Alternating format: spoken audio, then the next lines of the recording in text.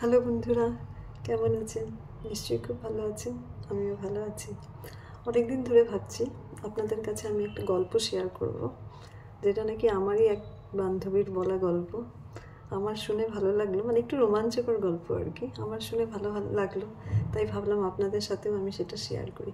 তো গল্পটা এরকম হলো, একজন ছেলে, সে স্কুল শিক্ষকের চাকরি পেল। চাকরি পাওয়ার পরে সে মানে গ্রামের স্কুল শিক্ষকের, গভর্নমেন্ট স্কুলগুলো থাকে না, সেই গ্রামের স্কুল শিক্ষকের চাকরি পেল। তারপরে সেই গ্রামে গেল আর কি, স্কুল জয়েন করার জন্য। গ্রামে যাওয়ার পরে সেই গ্রামেই সে একটা ঘর ভাড়া খুঁজলো। ঘর ভাড়া খুঁজে সেখানেও ঘর ভাড়া নিল। তো ঘর ভাড়া নিতে গিয়ে দেখলো ঘরটা খুব সুন্দর আর খুব ভালো একটা মানে জায়গা, যেটা নাকি ওর স্কুল থেকে খুব একটা দূর না। বাড়িওয়ালার সঙ্গে গিয়ে দেখা করে সে ঘরের চাবি নিল, আর ঘরের যেটা অ্যাডভান্স দিতে লাগে সেই অ্যাডভান্স দিয়ে সে ঘরে ঢুকলো। ছেলেটার নাম ছিল রবিন, যে নাকি নতুন নতুন স্কুল টিচারের জন্য স্কুলে জয়েন করেছিল। তো সে যখন সেই বাড়িওয়ালার কাছে গেল ঘরে থাকার জন্য, তো বাড়িওয়ালা তাকে উপরের ফ্লোরে থাকতে দিল। সেখানে 1, 2, 3, 4 নাম্বার করে অনেক ঘর আছে। তো সেখানেরই একটা ঘরে সে ভাড়া নিল। তো ভাড়া নেওয়ার সময় যখন বাড়িওয়ালা ওকে চাবি হ্যান্ডওভার করতে আসলো, তখন সেই বাড়িওয়ালা তাকে বললো, রবীনবাবু, আপনি কিন্তু সেই রুম নাম্বার 7 যেটা আছে, সেই 7 নাম্বার ঘরটা কিন্তু আপনি কখনো খুলবেন না। তো প্রথমে রবিনের একটু সন্দেহ হলো, কি ব্যাপার, 7 নাম্বার ঘরটা কেন আমাকে খুলতে না বললো। তো সেই মানে রবিনের কাছে যে চাবি দিয়েছিল, সেই চাবিটার মধ্যে 7 নাম্বার রুমেরও চাবিটা ছিল।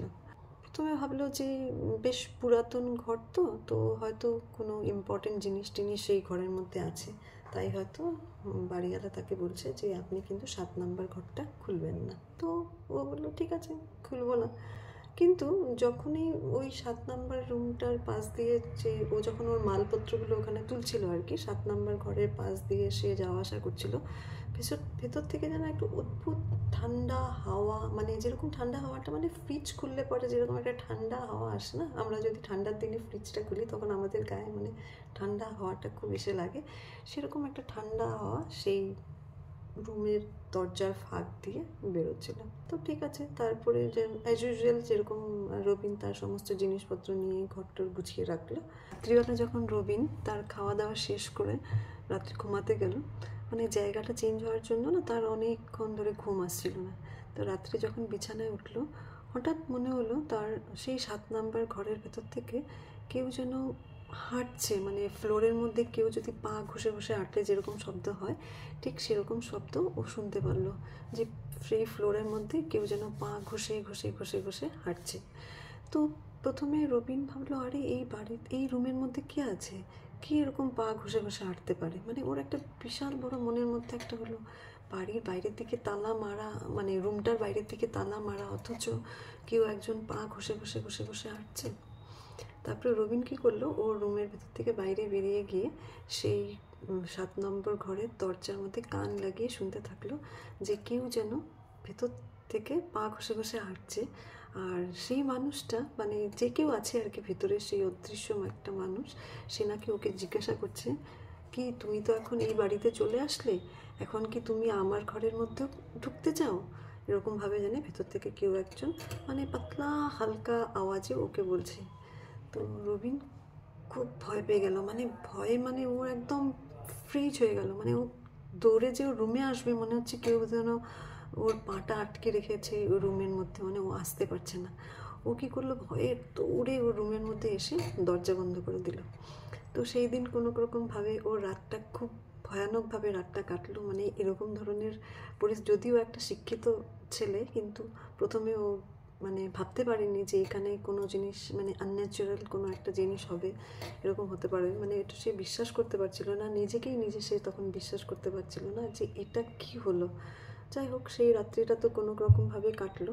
পরের দিন রবিনের সঙ্গে সেই অদ্ভুত অদ্ভুত ধরনের ঘটনা ঘটতে থাকলো।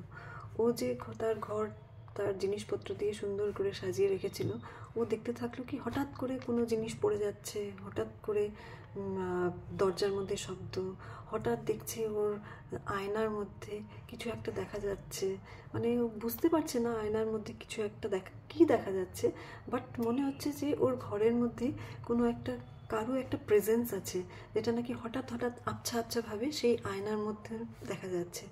তো রবিন খুব ভয় পেল, এরকম ধরনের যে কিছু একটা হতে পারে, মানে ও ভাবতেই পারছিল না। সেই দিন যখন রাত হলো, সেই আবার খাওয়া দাওয়া শেষ করে আবার বিছানাতে ঘুমাতে উঠবে, রবিন ফিল করলো 7 নম্বর ঘরেরই দরজার মধ্যে কেউ যেন দরজাটা নক করছে, মানে ঠুকছে আর কি ভেতর থেকে, মানে কেউ টক টক টক টক টক টক করে আওয়াজ করছে যে দরজাটা খোলার জন্য। এরকমভাবে রবিন ফিল করলো। রবিন আবার সেই 7 নম্বর রুমের বাইরে গেল, সে চিৎকার করে জিজ্ঞেস করলো, কে আছো, কে আছো, সেই ভেতরে কে আছো?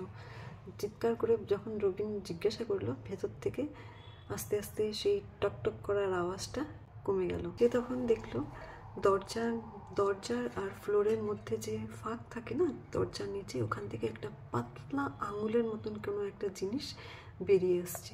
বেরিয়ে এসে ও রবিনকে বলছে যে দরজাটা খুলে দেওয়ার জন্য।